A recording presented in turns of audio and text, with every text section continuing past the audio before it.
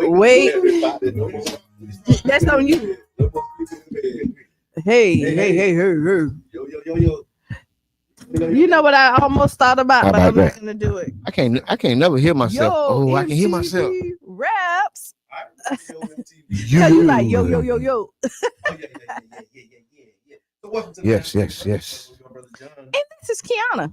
And I'm the one and only Mr. Edmond. And this program is being brought to you as part of the New Image Project, Community Development and Training Center, aka See that. And we would like to thank y'all for tuning in and helping us to redefine what cool, the smart is the new gangster. Baby.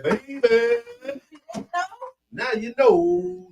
It is Freestyle Friday. Freestyling today. You know what I would want to say is that, like, I'm so proud of us. Okay. Who? Which one? Which one of us? All three of us. All three of us. All three of y'all. All three of y'all. Put some respect on my name. We've been here, everybody. Yeah. All week. Every day. Yeah. On time. Yes. Won't he do it? Yeah, he will. And I want to say thank you to the fans, the people that watch and support us. We couldn't do this without y'all. The New Image Project was started because we wanted to give a new image to the image of our people.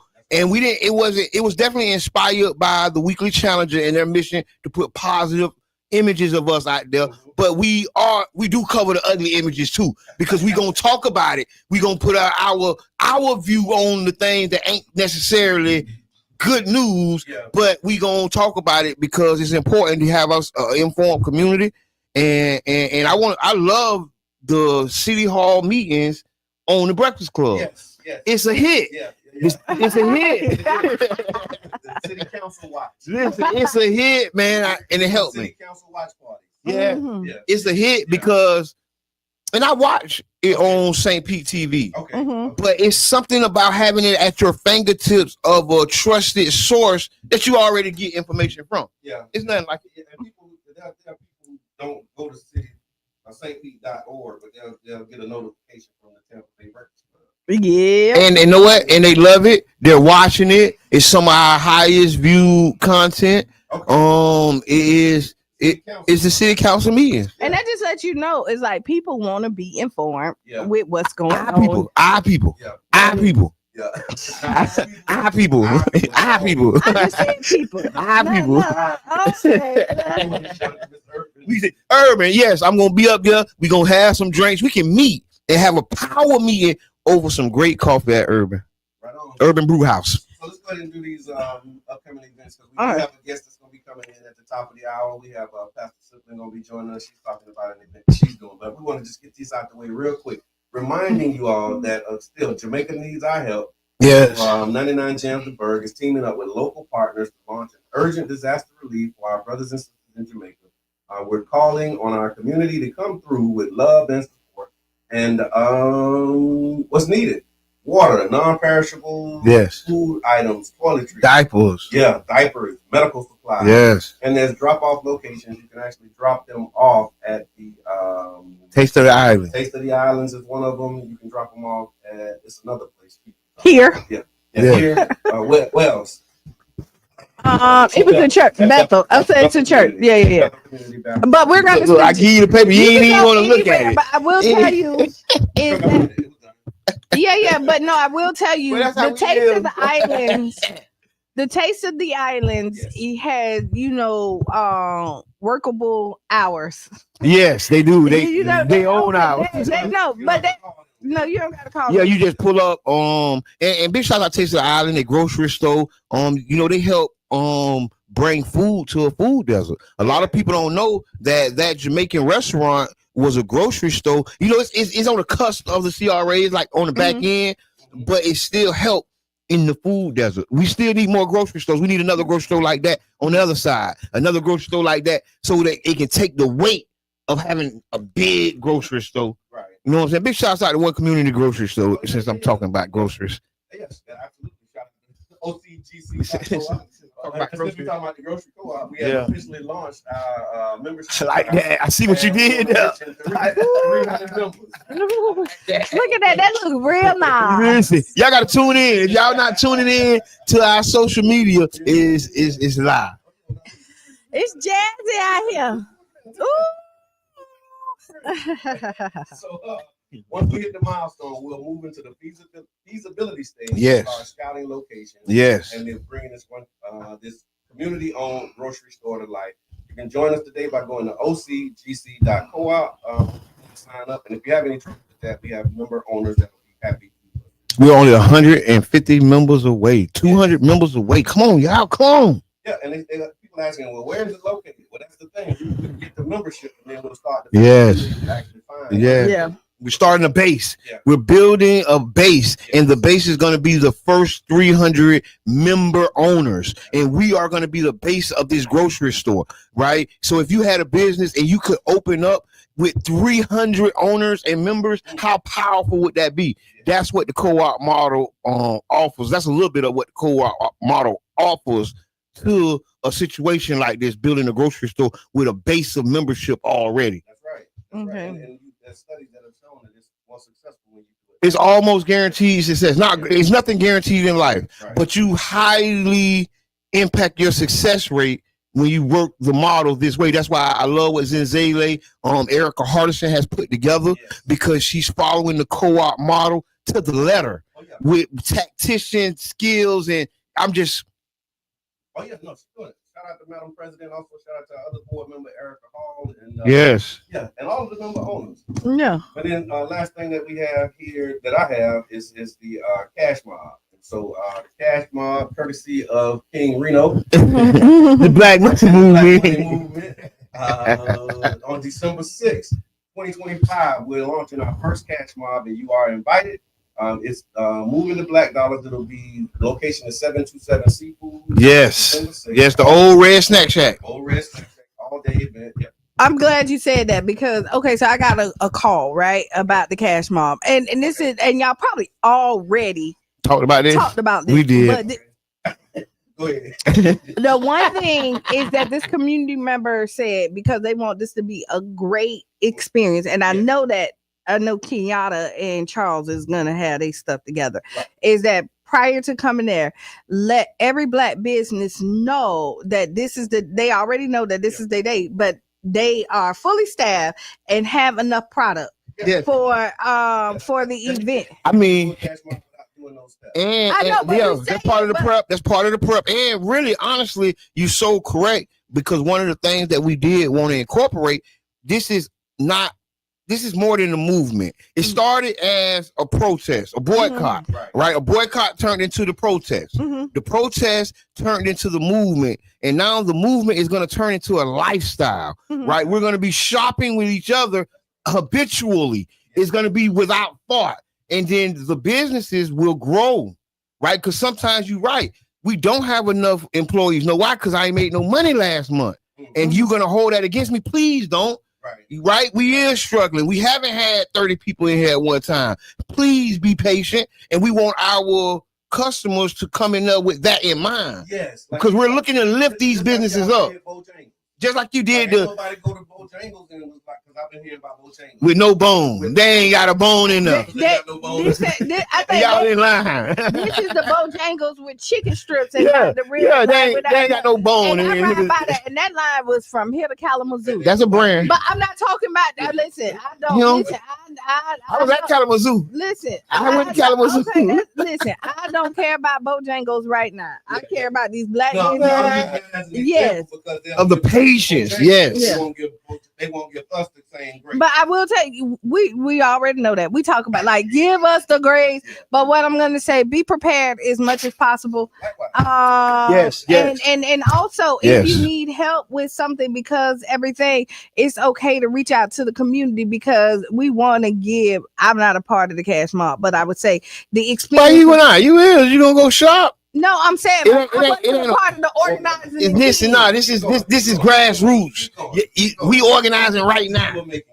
is that like if you need some people, like, because people will probably come out and help you Maybe, with yeah. like the customer service part of it, just to make sure that even though we know that there's a possibility those long lines, people won't complain, but if we can get ahead of some of that and just have good customer service, we'll go a long way. That's it. There we go. Thank you for that. And then the Tampa Bay Futures. Yes. I don't have Saturday, tomorrow, at the Carter G. Woodson Museum, the Black History Museum. There will be at 10, starting at 10, if I'm not mistaken. Please don't talk to my head, not my heart. Yes, and it's gonna be amazing. Healing, right? How can we heal? What can we do to heal? We're gonna be having a panel conversation. There's gonna be some short stories showed. This is gonna be an amazing event around healing, but also healing. Because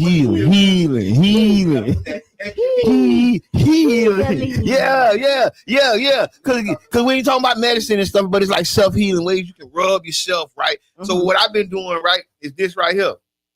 just that. You know what? That's mental and cognitive. Okay. Right? It's his brain, head, eye coordinate. Hey, show me laughing. It is. I know, but I'm just saying, like, listen. But I'm telling you, and it do. I was like, oh, okay, I feel it. I think, okay, I feel it. I hear that. It is so much more. See, this is the reason. It's more because he's like, you're supposed to. It's so much deeper. You need to be grounded. Your thoughts need to be clear. Like you just say, hey. I feel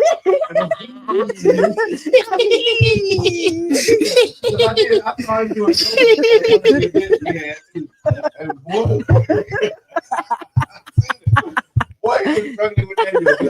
oh my God. Since I recorded, I had erased the recording. It was crazy. But my whole point is, Mr. Edmund, just know that there's a couple of pieces. There's a couple of little pieces that are missing in his story, but he has the right intentions to let you know. But yes, it's gonna be healing and ways you can attack these. You can do another healing thing because Cash Mob, right? On November 28th. Black Friday. What Black Friday is? Yes, November 28th, Black Friday. We are doing something a little different. Where? We at Culture Creative. Oh yeah, they're gonna do the thing. I seen. So all right. So vendors who want to sign up, go and reach out. And it's gonna be a black vendor market. I love it. In the parking lot. I love it. Yes, I see. Oh, in the parking lot. Okay. You distracting us like this, yeah. Man. You ever been at a party and everybody start running and then you take off running? Jay, I'm fixing the mics. But I'm just saying, you ever seen somebody running? Yeah. You take off running like, oh, what are you running for? That's what you're doing right now. You running. Yeah, but no. So the black vendor market, sign up. Go ahead. Reach out to Brainstorm, the whole team over there, so you can go to. And they say no drama, no crabs. Other than that, no crabs. Crabs bring drama? No. They're just saying like they're just not doing it. Like black vendors come out there. It was no drama, don't bring no crabs. That was it. It was more of the joke. Yeah, but yeah. Okay, I think we good, Mr.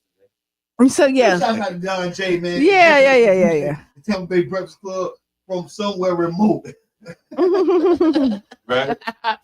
Yeah, but phones being on is kind of important. No, not really. We good. Yeah, they were on, but they were So I was, but yeah. So that's your phone, brother. Going on. But yeah, so yeah, the Black Friday, Black vendor market. Instead of going and spending with these major corporations, spend with your friends. And yeah. Freestyle Friday. I got something. I'm freestyling. Okay, go ahead. This one, Charlie Funk put it in here. Glow in the Dark fashion show Saturday too. Thank you, Charlie. Just wanted to include that. Yo. Put your own website in there for me, man. Oh, it's already in there. Okay, Debbie Yada is already put out there. See, when I say see. We have a community, but Freestyle Friday. I got a lot of stuff. Okay. I'm gonna start slow. Okay. Okay, go ahead. I just shared a post on Valley Boy, the author. Okay. He shared a post talking about parents, and first he said, "Oh yeah, it's not the youth, but it's the parents that are misguided and not really caring for the youth and things like that." I agree with the statement. Right? Okay. If you can look it up, Brother John, so you can read it better than I can remember it. Okay. But I'll talk I agree with that statement. But I wanted to add a caveat that sometimes we don't know, right? And sometimes we know and don't act. Okay. Right? True. So you heard it saying, if you know better, you'll do better. But the fact is, here's the statement. It's really not the youth that I can't hear nothing. Hold on. Go ahead. Yeah. Okay. There we go. It's really not the youth who are ruining themselves. It's the parents. It may be the game, because I think we on. We on that. Yeah, we good. We on. Listen here. It's not there too. I'm just looking at. Yeah. Okay, but anyway, he said it's really not the youth who are ruining themselves, but actually the erroneous guidance of uncaring, childish adults. Hashtag just pay attention. And see, I want to add the caveat. I definitely agree with that. But the caveat go back. Yeah. Is a lot of parents don't know. Okay. And a lot of times they don't act on what they know. Okay. Right. And it's not that they don't care. Right. Mm-hmm. Put it like this. Everybody woke up and gave their child cereal. Okay. Right? Cinnamon Toast Crunch or one of the cereals. Yep. These cereals cause ADHD. All the symptoms of ADHD come from a cereal by that one brand, Mills or whatever that brand name. Mm-hmm. Right? General Mills. Yeah. The tests are in, right? All They're the data, saying in 2027, 2030, they're going to stop using some of the chemicals. Right? That they use in cereal right now. We're giving it to our kids, not because I don't love them, not because I don't know. I just ain't acting on what I know. Okay. And then the outcome is the child going through whatever they're going through. So he says the erroneous guidance of uncaring, childish adults. That's a little different than what you just said. No. Yeah. You because you went somewhere else. Like, what I'm gonna say. Yeah, you really did. Yeah. He said you really did. But I was trying to let you chime in. I was waiting on him to connect that dot. It didn't connect. You didn't connect that dot. But thank you. Yeah. Thank you. Because people might need to know that. Yeah. It is. Yeah, no, he said erroneous. That's what I thought erroneous was. Erroneous guidance. It's kind of like just bad advice. Okay. That's what I thought it was. Right. Okay. No, we got it up there too. Look, we getting spotty with it. So there it is. Can you see it? Yeah. That's what happened when we wake up early, right? Yes. Well, tell us how you feel. What do you think about that statement? Do you have any caveats that you want to add to it? No, let's before we build on it and add anything to it, let's dissect this a little bit. Okay. I'm gonna go ahead and agree with Dally. And again, I'm gonna say this when you look at it, because y'all know, and I'll do my blanket statement, is that we don't subscribe to all. Right. So when y'all come in here and okay, listen, we know it, that's fine. But for the ones who are not, that's right, go ahead. Because the ones who is letting the system, letting the school system be the parents, because again, they're there most of the time. The person, I got you. Okay. I never seen that before. Yeah, okay. But yeah. The person who is not paying attention to the grades at the school, the person who is always at the Cat or anywhere else downtown enjoying jazz, and not focusing on your children. And I will have to tell you, I don't care what y'all say, is that once you have children, it is your responsibility to make them a priority. And if you want to be selfish and party your life away and not care and mold somebody to be successful people in this society, you should not have had children. No, you can get that child a mentor. You can introduce them to other family members. There are more options than you shouldn't have had child. Okay. I hate the one or the other. Yeah. Life is not one or the other. it's all of the above. Okay. Right? And then you even if you're having trouble, you can find somebody to help. You got to identify. But we're talking. But I'm gonna say this: those are not those people that we're talking about. The erroneous guidance of uncaring childish adults. Because listen, the person who knows, we're talking about people who just don't want that. Because listen, if I'm too busy and I do that and I get a mentor, I'm not uncaring. I'm not that person. I know my weakness and I go out there. We're talking about people who really just don't care. Yeah. People don't know. I really want to lean on the fact that some of the solutions that come to us easily are more difficult for some people. Okay. Yeah. Right? Yep. And we just assume and we throw a blanket on the people who ain't doing what they supposed to be doing. But we gotta understand some of these people don't know no better. Okay. Some of these people need somebody to talk about other options that, you know what, you're right. I might be able to drop them off over there to such and such and they'll get in his life, maybe, sort of, kind of, I don't know. There is a group of people that's like that don't know, but I'm gonna lean on. There's more of that, that know. But like once you, it's just they want to do what they want to do. It's like somebody smokes cigarettes and they know it causes cancer. Yeah, but they that's what I'm talking about. You know better, but didn't do it. Okay, see, that's what I was talking about.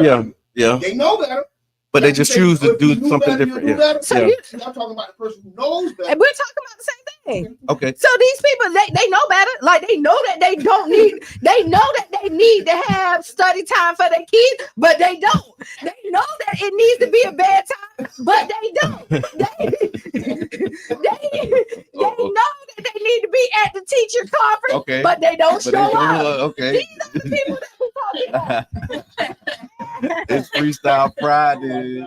Hello, caller. Caller, you on there? Oh wait. Caller, you on there?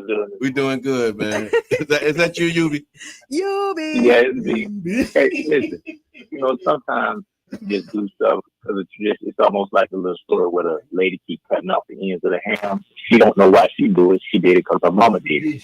They asked the mama why she cut off the ends of the ham and put it in the pot. She don't know why she did it. She say her mama did it. They asked the grandma, why you cut the ends of the ham off? The grandma say, because my pot wasn't big enough. Oh, so I had to cut the ends off. Wow.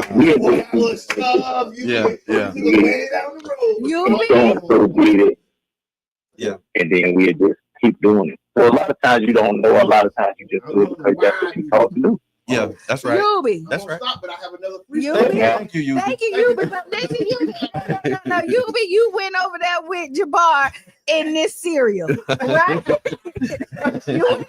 Thank you. I think that's a little different than the cereal. That was different a little bit. Just a tad bit, but not much. Okay. My mama didn't make me read, so I can't read, so I'm not gonna make my children read. But it is similar. That is not similar. When you know that, and only reason why I'm gonna say that is that you're dealing with a human being, right? And you know your life struggles. Mm-hmm. Right at this point, you know your insecurities. But that's what people don't know. That's what I was going to say. We're assuming people don't know. They can't see the speck in their own eye. People don't know. What they call it, epiphany. Right? Mm-hmm. I've seen some things. I'm like more than I looked at different, and that made me say, "Wow." So you know what? I don't know what's going on in people's heads. I don't know what they really know. And I assume that they know what I know, or at least a little less, right? Okay. But I ain't even imagining that they don't know why they cutting the end off the ham. Yeah. I just see that when the ham comes, why the end cut off. Right. You get what I'm saying? And that's what I think is the deeper dive, right? That's the deeper dive because it's easy. I just seen Lindsey Graham says America is killing all the right people. Whoa. Wow. America is right. Who decides who the right people are to be killed? Yeah. We were cutting taxes and killing all the right people. Wow. That's what I'm saying. That's the mindset of the leadership of this country right now. But that's the mindset of people. Okay. It's either or.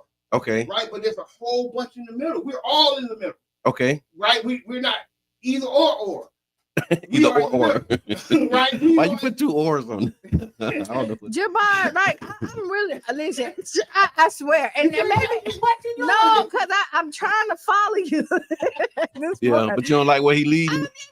It's all right to follow as long as you're being led in the right direction. I'm really trying.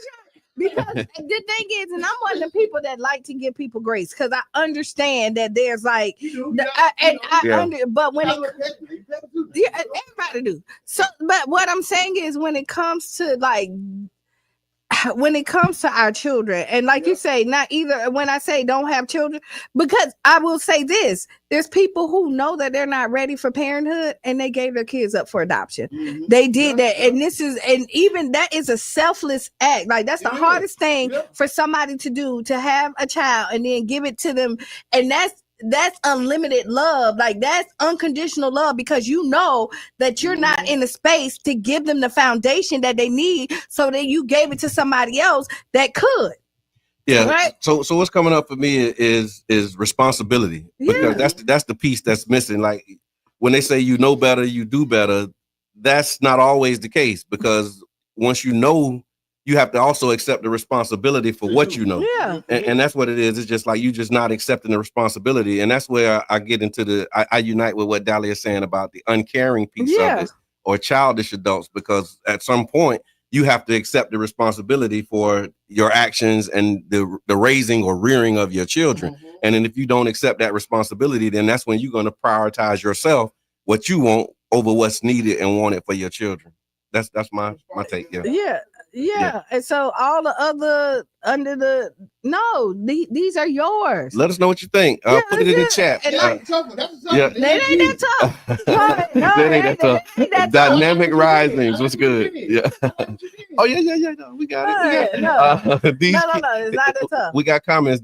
These kids are being raised by iPads and phones. And you see that, and they're disconnected from the rest of the world, and then they're defiant because, again, their authority figure is somebody on some AI that's on here and not their parent. And they don't develop mentally with the iPad. It kind of, the devices kind of stunts the mental growth of the cortex cerebral or whatever. Yeah. Whatever he said. I know what you mean. Part of the brain. Yeah, it's a part of the brain. Cerebral, what it is? The cerebral. No.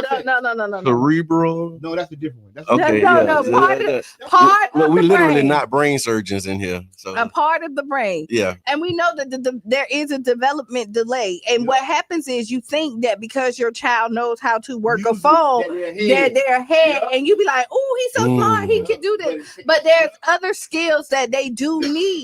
Right. And honestly, they would tell you to take the electronics away until at least they're 5. But like 5, man, 12, 13. And there's limit or something like that. So I got social skills that the device puts them into, I guess, their world. Yeah. And then so they're in that bubble and they don't venture out. Okay.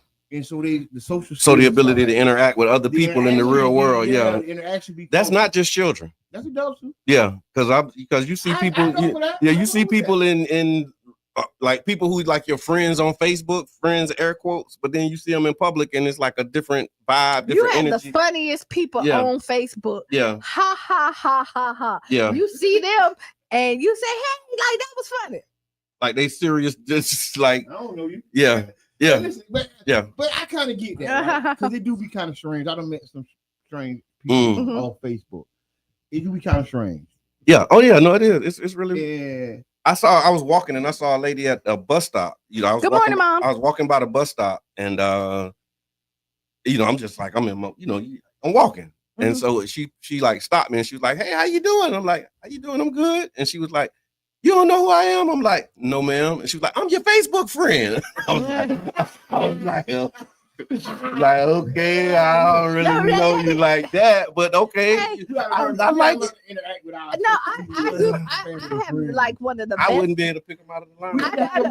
We need to meet. We need a social media Tampa Bay Breakfast Club. Okay. Social media meetup, and where you come and meet your friends on Facebook. So this is what we're gonna do. That.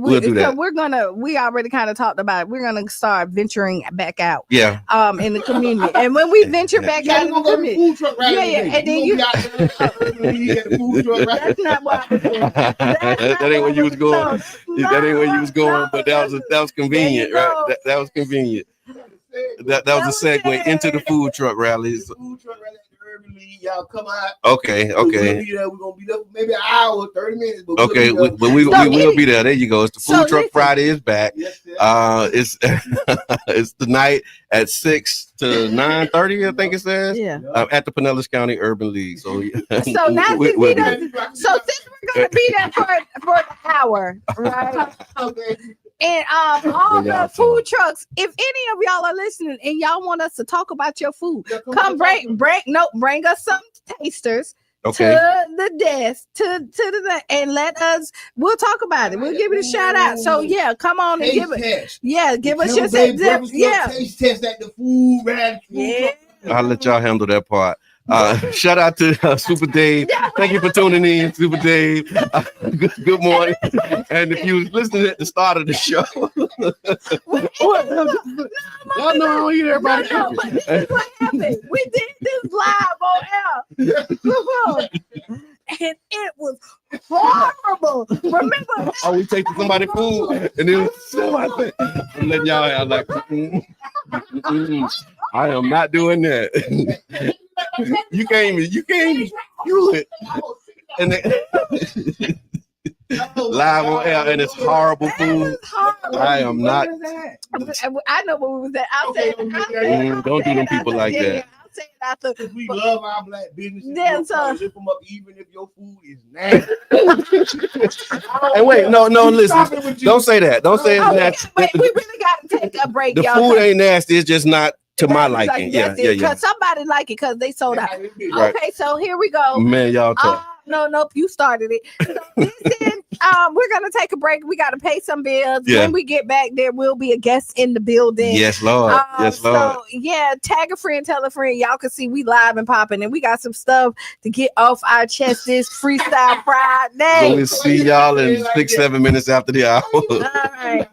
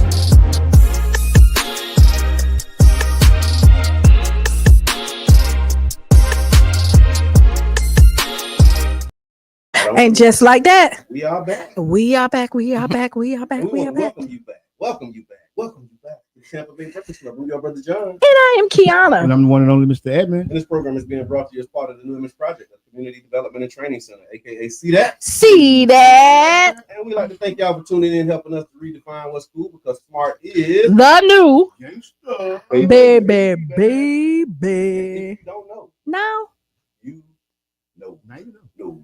bing bing. Okay. And we also have a special guest, friend, family member, Pastor Elizabeth. Welcome to the Tampa Bay Breakfast Club. Good morning.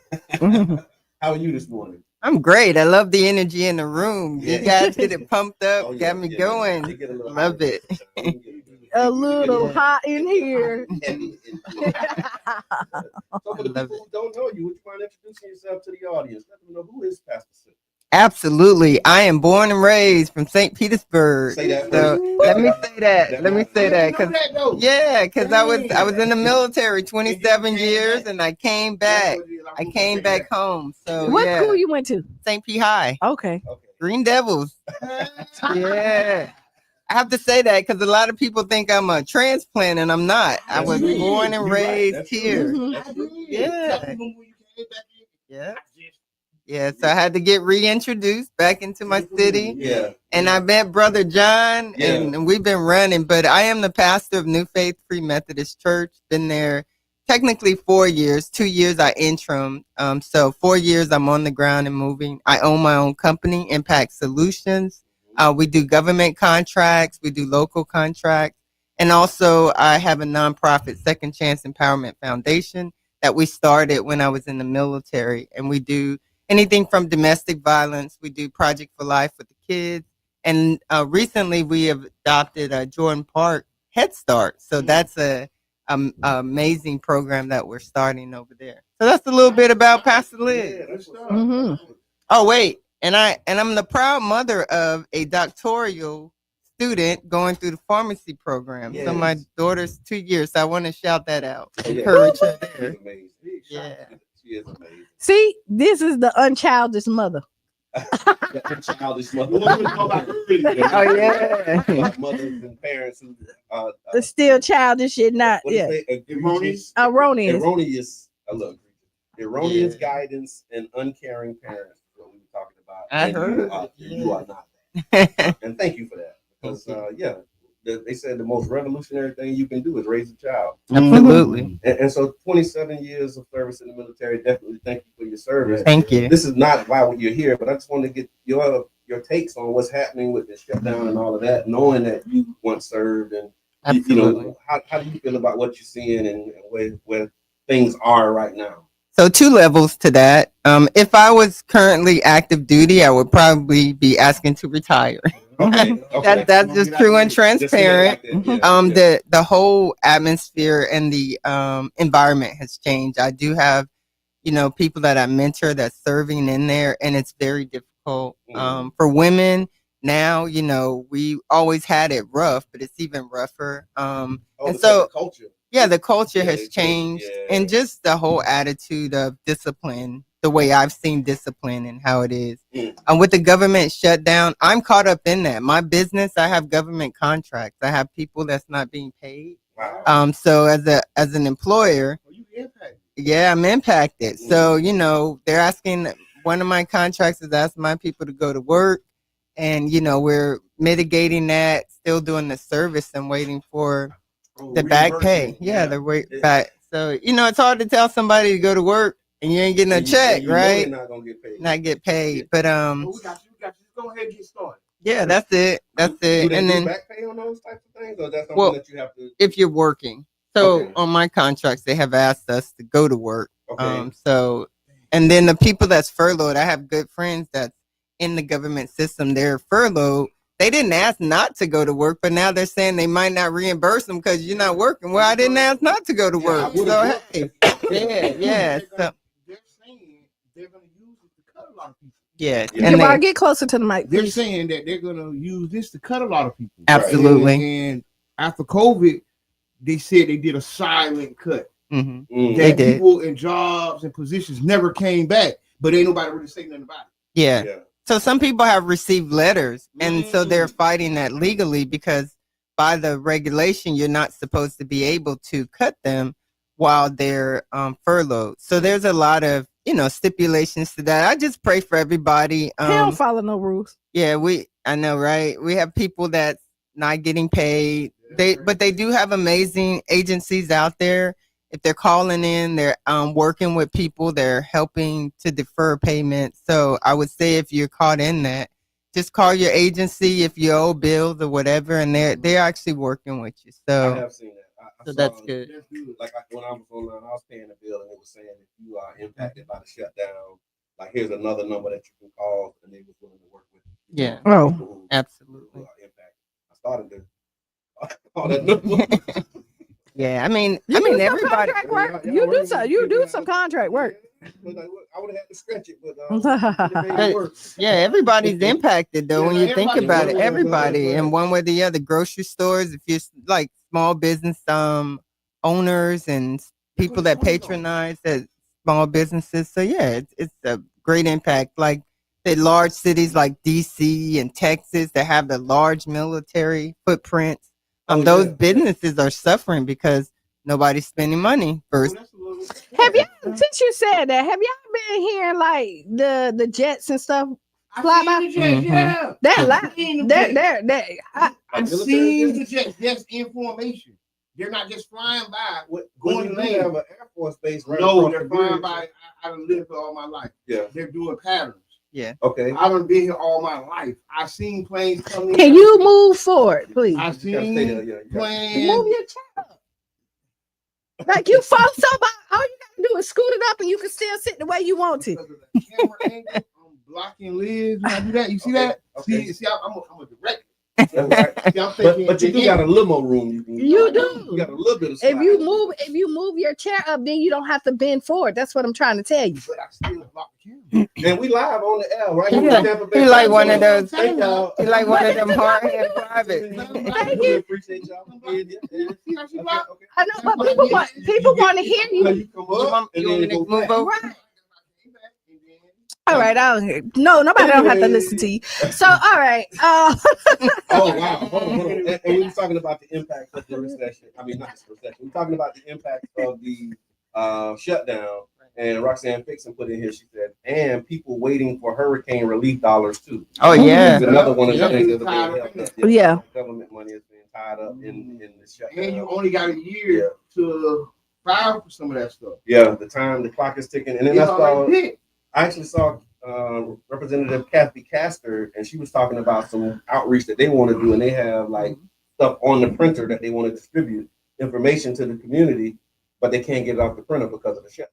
It's things that, like, when you look at it, the nuances of it, you don't realize just like it's so many ways that we're impacted. The way that the information flows, the world working, and all of that stuff. Yeah, just do that. Yeah, and shout out to Roxanne because she's actually helped us mitigate some of that FEMA and state dollars that was caught up. So she's absolutely right. I mean, if you think you're getting the IRS return, hold your breath. Oh my They are not only not working, they're cutting. Yeah, And yeah. so you know it's sad. And why they not working? All the fees people owe, cut them too. yeah, that part. That part. It doesn't function in that manner. I know. I mean, we can ask. It does not. So, Pastor, we wanted to talk about this event that you have coming up. Save the Absolutely. date. Let's talk about it. Yeah, so November 15th, our church and our nonprofit is having a community day, a fall festival. We thought it would be a good way to get in the community, get in them streets. Yes. We've adopted Jordan Park over there, so we want to make sure we're going to have bouncy house, face paint, DJ. We're giving free food to the youth. So 18 and under, they'll get a ticket. They can get hot dogs, hamburger, chips, and a Coke. So that's one way to give back and just be out here. We're going to have some resources for them. A Baycare will be there doing blood pressure and health checks. So nice. so Well, that's nice stuff. amazing. Yeah. That is. That's good, and that's good service. And you said get out here in these streets, and I know that you in New Faith, like you actually do some services that are not in the church. Absolutely. Tell me Especially about that. yeah, during the hurricane, especially our church was impacted. we actually had church in the park. Okay. And so we're talking about continuing to do that. That was some of the best worship service I've had. In the park, outside of those four walls, freedom, just liberty to worship. Outside the wall. And this Sunday, last Sunday we actually walked through Jordan Park. We got out to talk to the people. You know, people say I need a pastor, I need a church. A lot of people are not ever going to come into your building. So I'm encouraging them to be their pastor in the streets. You know, Jordan Park, Head Start. The teachers need prayer. I'm going by there now after here to check on them and see what they need and how we can do it. The Bible said to go out, to go. It didn't say sit in the church. It said to go. It didn't say let my people come. It said let my people go. Yeah, even with Jesus and his disciples, right? That's how they won the world. They didn't win the world in the synagogue. So that's really my mission and my commission, to be out there ministering to people. I know I don't dress traditional, like, you know, the 3-piece, the suits and all that dresses. I do it when I need to, but we got to meet the people where they are and be receptible so they can receive us. And hearing that, right? Because it's Freestyle Friday. So right.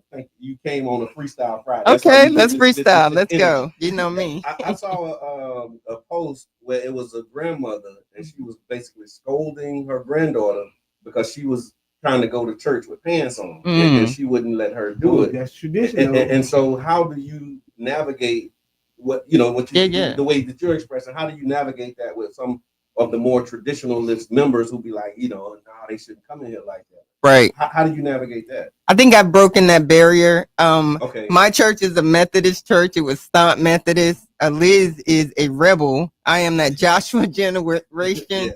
You know, it's like come as you are. And I think we can never win the world by being judgmental. And that part, you know, when he said come as you are, what does that mean? Everybody don't have the money to get that suit, to have the money to get that. So if we want them to dress like that, bring them in, nurture them, and help them in there. And me, I don't believe in that. I mean, I want you to come worship. And so I call it bondage, right? You're in bondage when you can't dress, or, you know, we want to respect the house of God. You don't want to come in there any kind of way. But if that's the way you have to come, it's a hospital. It's a place for renewal. It's a place for, you know, repentance. So if we're judging people, how are you going to be able to open and receptive to receive Christ if you can't receive me like I am? Wow. Yeah. So we're asked a lot of people, but we don't really expect that. I would ask the traditional churches to, you know, give a little on that, because people are hurting. And they need us. Absolutely. They really are. They really are. I know you do a lot in the community from the church. Right. You're doing this event on November 15th. But I know you do like the walks and the health and wellness. Absolutely. And you work around that. And also, I never got a chance to congratulate you on the naming of changing the name of the street. Absolutely. And why that was important to get the street named after Bishop Long? Yeah. Reverend Curtis Long was the founder of the church. He was in the community. He was, you know, it's kind of where that energy comes from, being in the streets. He was always, if you say his name now, a lot of people know who he was. And we just thought it was important to give homage back to him for being, he was very humble. And I think if he was living, he would be like, he said, girl, don't name that street after me, you know, you know, but he was about the people. So we pushed it through thanks to your help and the city council, got the street named Reverend Curtis L. Long. And so that was a great honor. That is an amazing honor. And I think that speaks again to your leadership and knowing that, you know, standing on the shoulders of those who come before us. A lot of times we don't recognize those who come before us. So, yes, thank you for that, because I'm glad you said that. And what was the inspiration that said, okay, we're going to do this? Yeah, it was mainly the members, you know, the members that really loved him. And it's like a Moses, Joshua generation passing on the mantle, right? Or Elijah passing on the mantle and just showing homage to the members. Say, hey, he's done so much.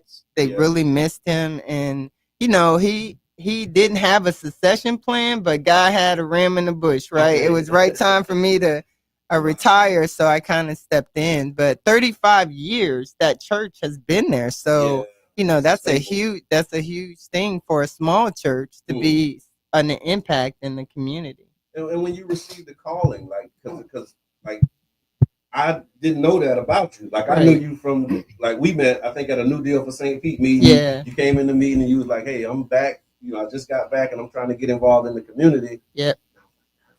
We got plenty of ways you can get involved in the community. And so when I saw you as pastor, I was like, Liz, pastor? Yeah. Tell me about that transition, because that's a big deal. Well, I'm kind of like Jesus. I didn't wear the title, just doing the work. I was called young as a minister, so I've been in the in that realm. I've had that anointing on me all through the military. I was always a minister, but I don't always introduce myself as Pastor Liz.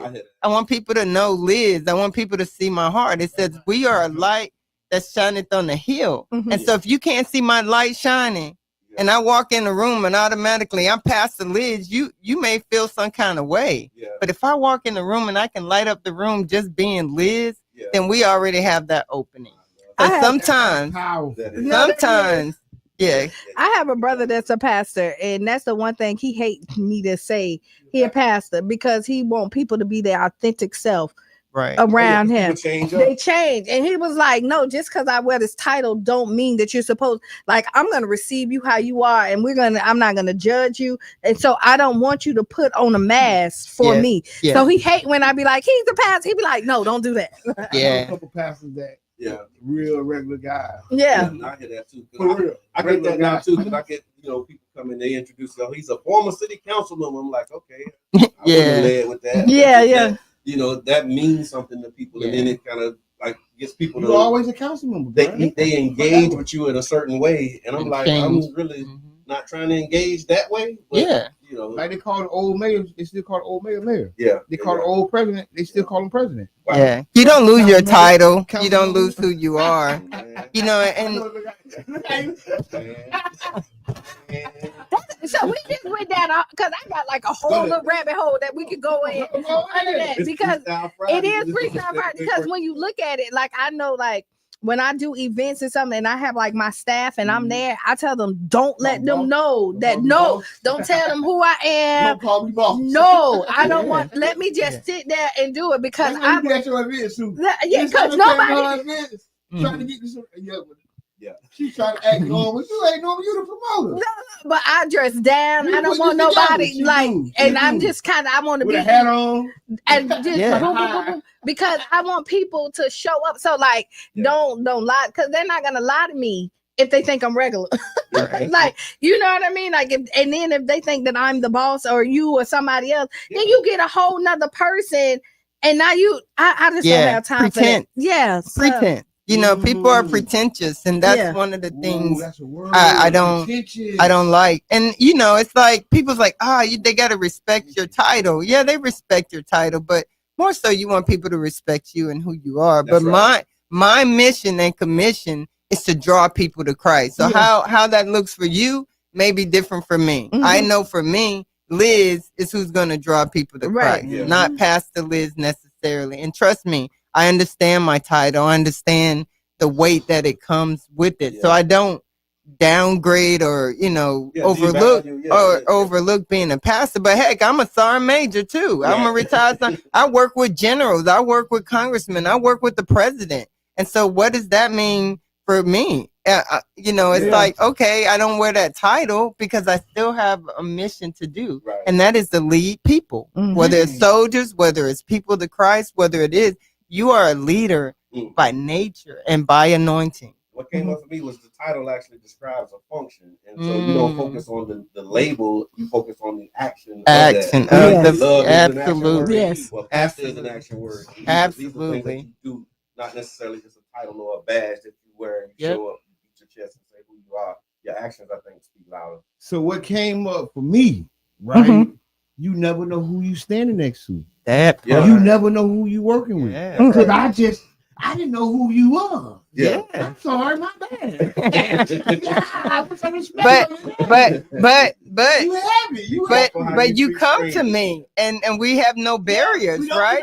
So now you're like, oh man, she's a pastor. I got to change. No, I don't want you to change. I don't want come as you are in spirit and this you is never why know. you always come with your best foot forward. Yeah. Like you just never know. Like you mistreating me because you thought that I was a nobody. You know what I mean? Wow. And like you'll see people who think that they're above other people and they're you know, and that, no. And I want to know who you are. Yeah. And you said you've been there 4 or 5 years. Was that during the COVID era? So what was because I know the world changed and then a lot of the worship services, you know, and the way people worship, like, did you all experience any of that COVID transition where, and just the impact that it has on the church community? Well, Pastor Long passed in 2019.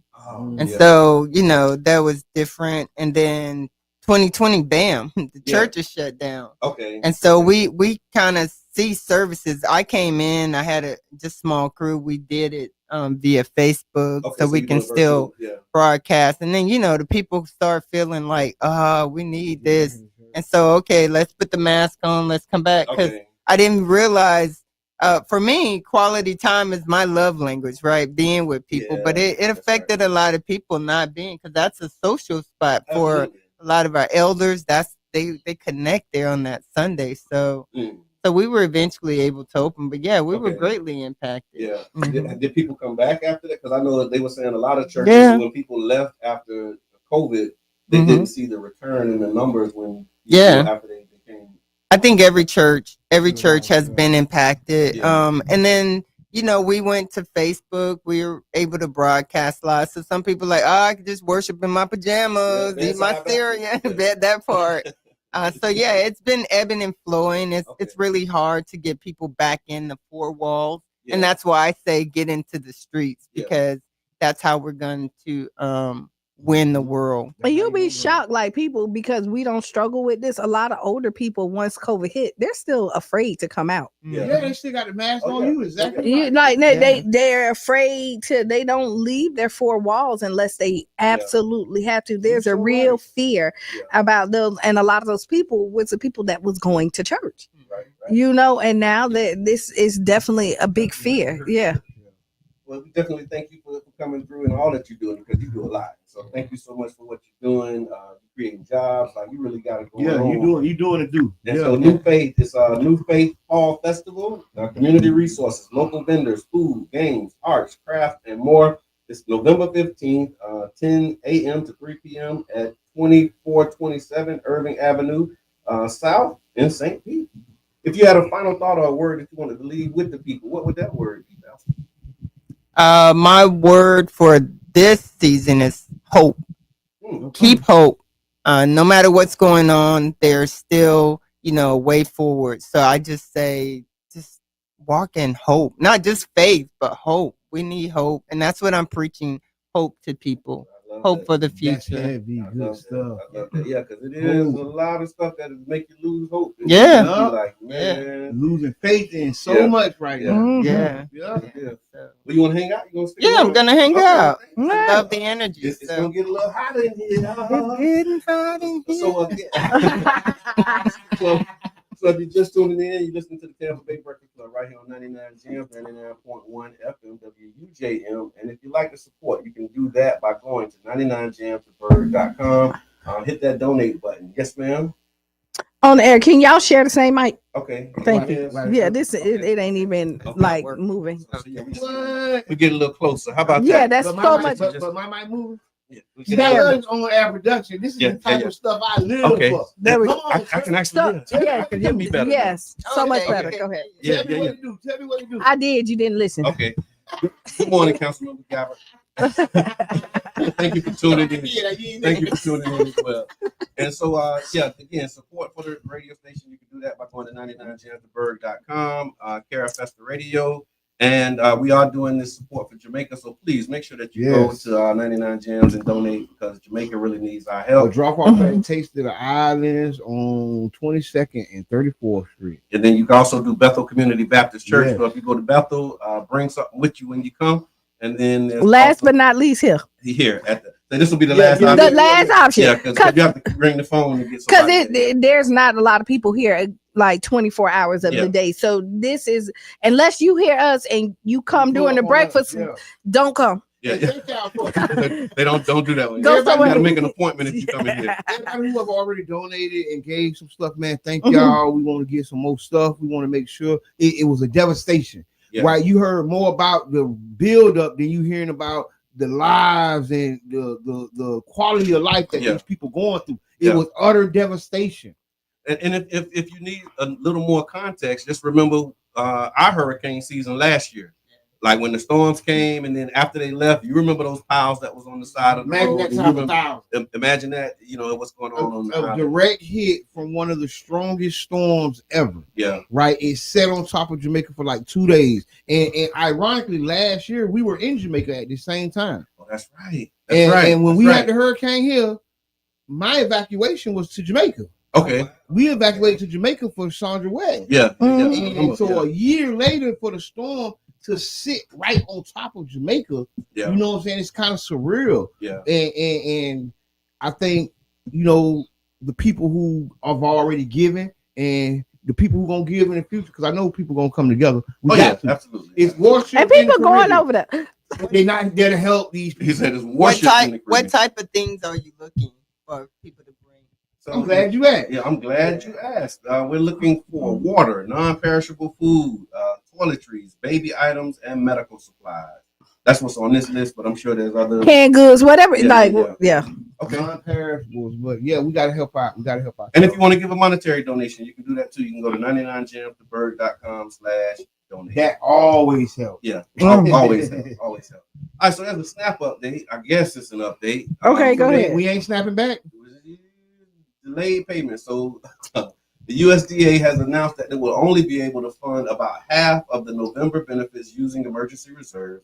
That leaves millions, including many right here in our neighborhoods, uncertain about how they'll move forward. There are some states that they said are stepping in to provide some relief, but everybody won't be able to benefit from that. And so we asked on social media, what are some of the practical steps that you're taking right now to prepare for these hard times, and how are you stretching the resources that's out there? And so we got like a lot of different responses from people about how they're preparing. But just for you, how are you preparing for the hard times? And I told you I got to do better. What for the holidays? For the hard time. Oh, yeah. Just how are you preparing in general? When you look at it, you see the landscape and you see what's happening. You see how what are you doing to prepare? And the games that they're playing with these things that we need for our survival, right? How they moving this agenda and then the inflationary costs. How are you preparing for these hard times? And your family, like what you doing? Like what's your mindset? I don't think I'm doing nothing. I think I'm slacking. Okay. We are looking to put together a community kitchen. No, that's good. That's good because that's a lot of people. A lot of people not paying attention. I just gotta be 1,000. And only reason why because it is not. It's affecting you, but it's not affecting you. You know what I mean? So like, everybody, because this junk is for real. It is. But that's what I'm saying. Family, what I'm hearing, these people. What I'm hearing from Q is that like some people like right now like. Some people looking for $600 in SNAP benefits and it's not coming. That's not you. So when you talk about how people are affected, some people are affected in other ways. It's people who are furloughed who wanted to work but couldn't work. So it's different ways that it's impacted. Right. So when she says it's not affecting you in the way that it may be affecting some others directly. It's affecting other people around me. So I am impacted. But what I do want to say, Lord. How you preparing? We're planning a community kitchen. Okay. Where we're looking to provide wholesome and healthy meals for people for discounted rates, if not free. Okay. Right. We're looking to put a scale on it, right? So we can slide the scale and we have some people make some money, some people some whatever. Yeah. But long story short, because we figuring people gonna need some meals. Yeah. Right. We're gonna need nutritious meals. So we're gonna look to put some nutritionally balanced meals that's good. Yeah. It's not, you know how sometimes people give away food you don't really want it. Yeah. Soup is watery. No, we're gonna get a real good cook to cook some real good meals, some quality food, and we gonna have feed the community. Okay, another suggestion. I'm not prepared either, but since we did, not really. No, Yeah. Okay. I'm being honest. No, that's good.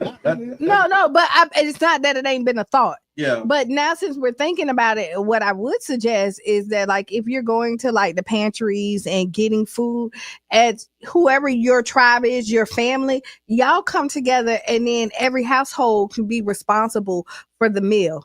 Yeah. Like, and then it make it like, you know what I mean? So get something right, and then you can stretch these meals. Yep. And you can feed more people.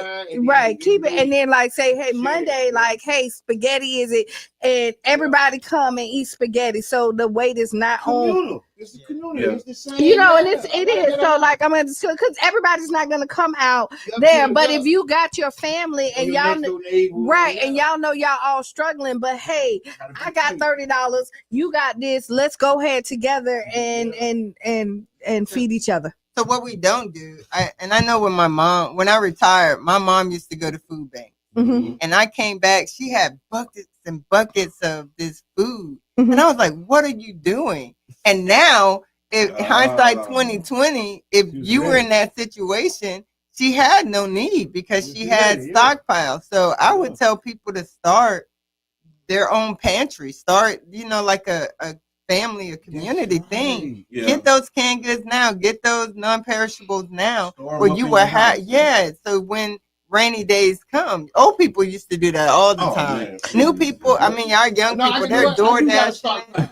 Noodles. I got some noodles. You're not gonna go hungry, and we're gonna be all right for a little while. Yeah. But you know what? A lot of people, I like that idea because a lot of people, because they got it right now, they don't want to go and get anything because one, they feel like they're taking from somebody else, or they feel like they'll never be in that spot. Right. Yeah.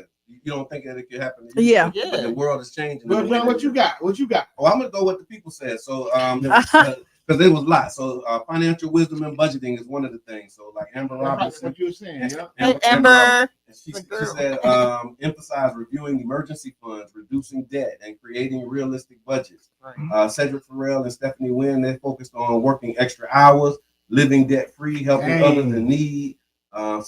Cynthia Mays, she highlighted the importance of cutting out frivolous spending these days, forming multi-family living arrangements, and writing down strategic plans. That made me think of one more. Yeah, we got to learn how to forage. We got to learn what plants can we eat. Okay. What roots are not really roots, but are medicine. Okay. Right? That's popping up right in your backyard. Because some people will starve and have a bamboo tree that they can cut up and boil and eat because they don't know they can do it. You get what I'm saying? Because it's beyond their. I'm just thinking long. Yeah, no. Go to the meat store and look at that meat plan for $25. Pick out your 5 items. Well, I'm vegan, so I'm just saying that. Hey, eating off the earth. Eating off the earth. Go look at that meat plan. See which one. Several people also talked about growing gardens, gardening compost systems. So that was Demetrius Mays, Taylor, Cecilia Royce, and then we had Abdullah Ali. They're preparing hearty meals that you talked about. That can stretch across the day. Focused on eating cleaner, more fruits, beans, less meat. Yeah. And then the community support was another one that showed up big. Miss Cooper, she suggested living with trusted family members for mutual support. Yeah. Creating a family plan where each member adds value. Also the importance of mental preparation. Thank you. Yeah, that was our Cecilia and Mr. Edmond was on that post. They stressed the importance of mental preparation and then pushing through by helping others. Listen, because I it sounded like something I say, but listen. Listen, but I'm telling you, because really we got to be prepared for anything. Yeah. And we actually are, but we be so scared. And that's what the Army teaches you about being ready, because you are well equipped to do so much, right? But we're not ready. We're not prepared. We ain't thought about it. I ain't imagine if this car flip over how I'm gonna save somebody and pull them from under them. Right. But the Army already tell you, okay, be cool, do this, do that. And then you rely on your training. And you fall right into your training. Yeah. And community ain't really got no training. We got to do some training classes around here. Let's do it. So, go ahead. I think we should go and teach about the Great Depression. I don't think people really realize how impactful that was. You know, they don't teach that in history, so we have a history gap. And our people have not been in. My mom was the Great Depression, 1941. Okay. So you know that mentality of stockpiling, they lived through that. So we got to go back because we're right now about to face a Great Depression. Yes, 100 years exactly. We're right. Big shouts out to King Reno. He always talk about the Great Depression and the similarities of right now. Yeah, and that's what Rico said. Rico King, he said, we're already in the storm, so we're not just preparing for it. Many of us are already living it. Oh, wow! So we talking about how do you prepare yourself? And we already in it. We already in it. You already got it. We in the storm. So keep your eyes open, man. Just know the time. Like I said earlier in the week, the clocks change, but the time hasn't. And so it's really rough. It's gonna get rougher. So be ready to make sure. Wow. All right. Next up, I got here is the FAA just announced that they're cutting flights by 10% at 40 major airports. And guess what?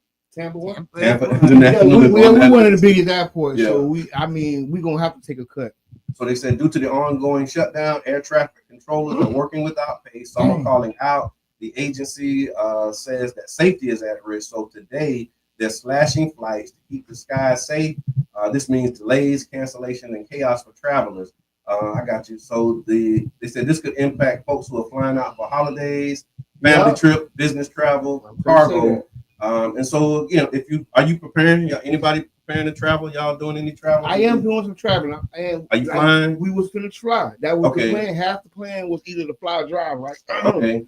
And the problem, the FAA hasn't been saving up for rainy days. None of these organizations, none of these departments have contingencies enough to keep the operation open. Okay. And I think that's the hugest problem in the deficit. They're burning money. They print money. So why is a government agency running out of money? Yeah. Because nobody's thinking far enough to say, hey, what if something happened? Don't we need 30 days? Don't we need 6 days? What's the city contingency? They only got a couple $1 million in there. Yeah. We would have pitched that money away in 2 days. Yeah. Because they're not thinking of something major happening. And we're making the money. We have the bonds. Why we don't have $1 billion in the contingencies? Because nobody's planning on it. Nobody's thinking about it. And guess what? It's here. Yeah. Like Reek say, well, we living through it. It's here. Yeah. And now they're going to cut price. They told me, I heard they're going to try to cut half. And then they're only going to bring back 10 or 20% of the half they cut. So another one of those strategies. So they down, and you know the FAA already was in trouble. They bloated. Yeah. They bloated, and this is the perfect time to give you your pink slip without you even being in the office. Doge had to put some FAA people back though. I think. Yeah. I remember when Doge first started, they came and they slashed FAA, and then they put them back. And then put them back. And you're looking at a lawsuit. Yeah. Yeah. Because when they start later on, like if they start cutting, that's also, cutting into other people's profit. Just think, if Delta has to cut half of their flights, Spirit, all them other people, that's the money that they are, because you can't get your stuff together. Yeah. Because the president and them can't get their stuff together. My business is, somebody's gonna sue them. Yeah. Somebody's gonna put a lawsuit and be like, no, because let's just think about it. Because like, I only got half my sales. This is interesting because in the military we always have contingency plans, right? Yeah. And we have military people that fly. If I was in, I would recommend that we had a whole department of air traffic controllers, train the service members, and then that way, just like you're sending them the reserve to clean up streets in DC that's not dirty. I'm just putting that out there.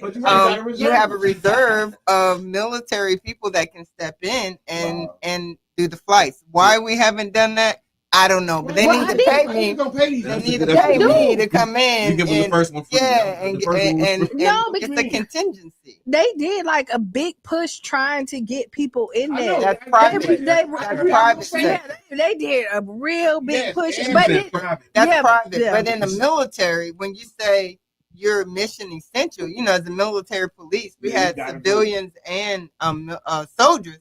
But when those civilians can't come in, then it's totally military. So we should have had some kind of military contingency plan to where we're still Well, you can still operate air traffic control, especially knowing that one of the biggest travel seasons of the year is coming up with people and now with it, and when you see this with the flights being cut, the prices are going to be even more expensive. It's the economy. It's going to change the economy.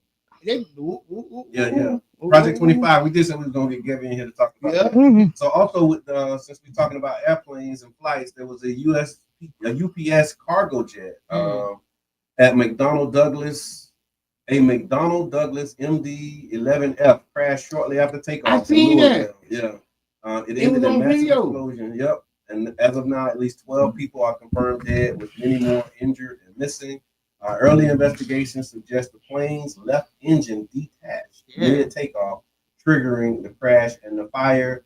The crash site spans a half a mile of debris, and it's impacting not just the plane, but the ground infrastructure and businesses as well. That was crazy. Yeah, Louisville Airport is a major hub for cargo and logistics, so this is going to disrupt and ripple not just air travel, but also how they move packages. Yeah, listen, it was such a big fight. I feel like it was something on there. Yeah, I don't know what it was, but it was like because I don't seen planes crash on TV and just I never in person, but the big fire. It said it had just fueled. See, so it had to be. It had just fueled. So it was completely full.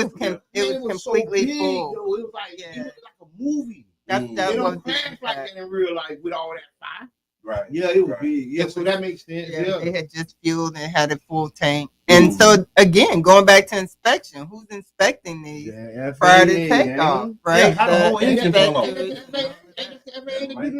Well, they have on the ground people that supposed to be checking before the pre-flight check, inspection. Yeah, but you know that some of these people are kindergartners that they hired that's not qualified for nothing. Oh, no.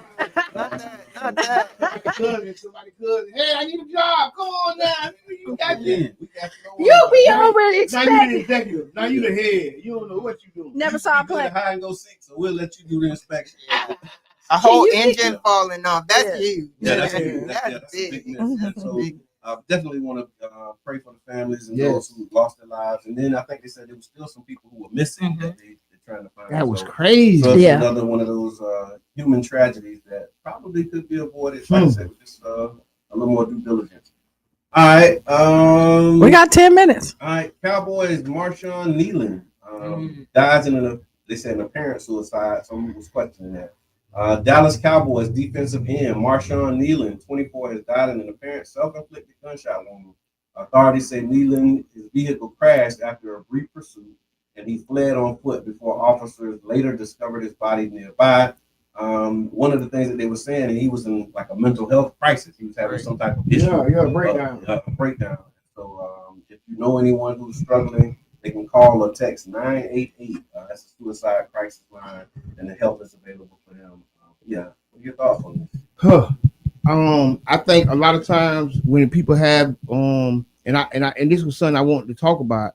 A lot of these antidepressant medications, a lot of the medications have you with suicidal thoughts. I saw you posted it. And we be trying to help things that we need help. I don't want to minimize the help that people need, and I don't know if this is his situation. Yeah. Right. Yeah. But a lot of times, and they be like, "Oh, they weren't suicidal. They didn't." But they had a medication, and one of the side effects possibly is suicidal ideation. Yeah. And some people just don't act on it. Right. They just think about it. But some people just already on the fence. But I don't know if that's the situation. But I am saying there is an epidemic, right? The medication that the epidemic supposed to cure, right, is depression, ADHD, hypertension, and all those number of things also causes. And so the people who haven't been killing themselves start doing it. Ain't nobody drawing the line. Right. You get what I'm saying? And on the flip side, some of them are not taking any medication, right? And they already have, and they should. So I think what we need, one is you need to be educated, right? And do your research as much as possible. Go talk to a professional and see where it's at, and then weigh your options with it. But wasn't he the same guy who just last year, because his mama died the same last year. Yeah. It's 1 year to the day. And if I'm not and I'm gonna tell you, if I'm not mistaken, and y'all chime in, his mama was battling cancer, right? And she lived long enough for him to sign his deal, and then she died like right after that. She lived long enough to see him get to the NFL, and it was just them two. Okay. So, and I think this is, I believe that, I believe it is. So you look at that when you get your success, and the one person that's rooting for you, even though she stayed to see it, it's still bittersweet. You know what I mean? And like, that's a lot. And then to become an instant millionaire, because he had like 23 million, like it started like $23 million. And you just out here with the one person that had your back and your guidance is now gone. That, and I can relate to what Jabbar said. You know, I have a TBI, and so some of that stuff with PTSD, I was on a medicine that made me feel like that, and I had to tell my doctor, "Hey, this ain't right." But the people around you have to be succinct with you as well. You know, you got to have that support system. Right. But I can truly say these guys in the NFL, they're getting their heads slammed all the time. That's and so think about what just happened. That Monday night, he had this amazing, he was at the height of, you know, he blocked that kick, made that touchdown, and it was like he was celebrating. And then all of a sudden, Monday, last Monday, and then all of a sudden he crashed. So like you said, who are you celebrating with? The one person you want, and you're already in a depressive state. So it's hard. It's chemical imbalance, but and I would encourage people to just get that great support system, because you don't even with you got to be open to your support system too, like, because a lot people have support systems and don't receive it, and they block it. Y'all, alcohol is a dangerous drug. And a lot of it is, and even though you could sell it on there, if your mind is already got you somewhere else, you add alcohol, drugs, or anything else to it, it's likely to take you over the wall, and where you can usually kind of control those thoughts. Now those spirits and everything else has now took you to a whole nother level where you don't have control. And men especially, right? Because you guys hold so much in. It's a shame factor. I'm ashamed to say this, but people around him knew. He struggled. They knew he struggled. Said he had like a history of like struggled. Mental illness. And so just in that same vein, I just wanted to do this story, last story on this real quick, just in the same kind of spirit. Gucci Mane, for the hip hop. He has like a new book. Gucci Mane is one of the hip hop icons. He's actually joining the conversation. And you know, Tampa Bay Breakfast Club, like we've been talking mental health, you know, before it was trending. But he actually has a book, it's called Episodes, where he actually opens up about his addiction, depression, his triggers, what healing looks like, and what he's been through. And one of the things too was when he did an interview, and they were talking about how his wife supports him, and they had like they had a problem with the backlash with him, with her saying like there's certain things she does. They drugging him up, and all. And I said this to somebody. Well, if that's the Gucci you get from doing that, you need to do that to a lot of more people. Okay, he need to package that pill she got, because Gucci was a very wild dude. Gucci was one of the people who really got people into taking pills. Okay, right? Because he made it popular. He was the one. He was the one like directly talking about it. And for me to see him go from that to that, like that's just people hating. Right. You know what I'm saying? He's doing good for himself. He's looking good. He more healthier. He used to be like a little fat boy. He used to like to be a little chubby fat boy. This man. Well, I will tell you. Like this now. And y'all got something to say about it. You know, people like to see you crash out. People like, I'm gonna tell you, people like to see the energy. Like to see you swerve and miss the barrier. No, but this is what people like entertainment. Like people stay in and they don't even realize the toxicity of it, and they think that healthy is, you know, this excitement, this roller coaster going up and down and all. Oh, what are you gonna do next? Oh, they like to sit in and watch the movie. Yeah. You know what I mean? They waiting for the climax of it, and when you're just rolling and stuff is good, it's boring to the outside world. That's good. You know, so when you look at it, I saw all of that. Like, hey, I saw there was some really good posts up there, and then there was some I just didn't really agree with. For the And the- episodes. And when you look at the people that's coming out here, like the fact that he has a support system and he was willing to let her Right, come in Yeah.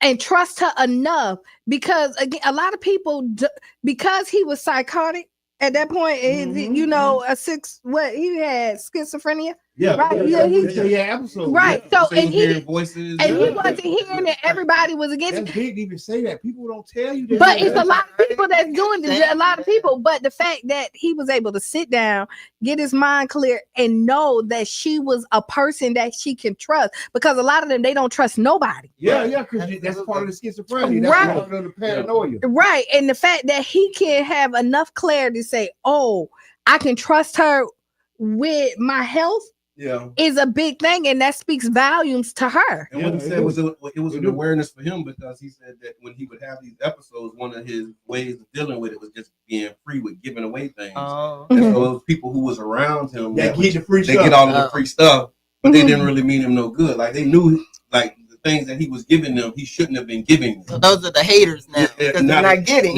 right? They're not getting, yeah. Yeah. They was like, But I'm gonna they say said this. he said it himself. He was like, I would just give people things. I would give them, watches, and it was stuff that I shouldn't have been giving them. Right.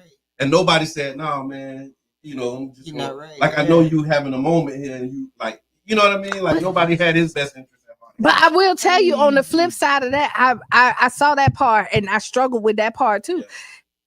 Everybody might not known you was going through the episode, Okay. because again, this is something. If this is your personality from all this time, this is all they know. Yeah. When we go out, Gucci, he Yeah. splurged. You know what I mean? Oh, Yeah. He said that too when you say he go out. One of the things he said that triggered a lot of his episodes was the drugs. You know? Yeah. So he'd be good when he was sober, but then when he started drinking, that's when he started hearing the voices. And started doing all Alcohol this stuff. and drugs. So a lot of people don't know, right? We done. Almost. It's a minute. Oh, hey, well, thank y'all so much. I'm gonna go drink some Alcohol coffee. and drugs. Be done. I just looked at the time. No. We We didn't get to ask Qiana. It's gonna be at Urban Drinking, Urban Brew Hives. That's the after the show. Yes, because we were picking up. I'm gonna tell y'all about them people mixing these drugs, because that was what I was going to touch on. Yeah. But we'll talk about it on The Monday. culture. Okay. Yes, we'll talk about it on Monday. Well, we want to thank you, Pastor Liz, for coming Thank in. you. Thank you for all that you're Been doing amazing. in the community. We really appreciate you. Up next, we got Sister Hughes. Make You Lose Your Shoes and Shout Out Around the House. That's what I'm doing. This has been the Tampa Bay Breakfast Club with your brother John. This is Qiana. And I'm the one and only Mr. Hetman. And we out. Bing.